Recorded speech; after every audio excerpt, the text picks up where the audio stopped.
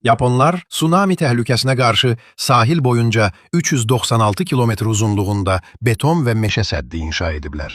2011-ci ildə tsunami Yaponiyada 20 minə yaxın insanın ölümünə səbəb olmuşdu. Bundan sonra Yaponiya, növbəti tsunami təhlükəsinə qarşı hazırlaşmaq üçün 396 kilometr uzunluğunda beton və təbii meşə səddi yaratdı. Təxminən 12 milyard dollar xərclədikləri bu səddin maksimal hündürlüyü 15,5 metrdir. Betonun yerin altında qalan hissəsinin uzunluğu 25 metrdir. Beton səddin arxasında isə 9 milyon ağac əkərək təbii yaşıl sədd yaradıblar.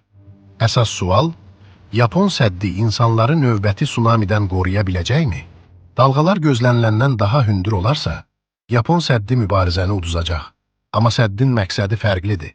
2011-ci ildən fərqli olaraq bu dəfə insanlar təxliyə üçün zaman qazana biləcəklər. Yapon səddi möhtəşəm mühəndislik örnəyi olmaqla yanaşı, səhvlərdən dərs çıxartmağın ən parlaq nümunələrindən biridir.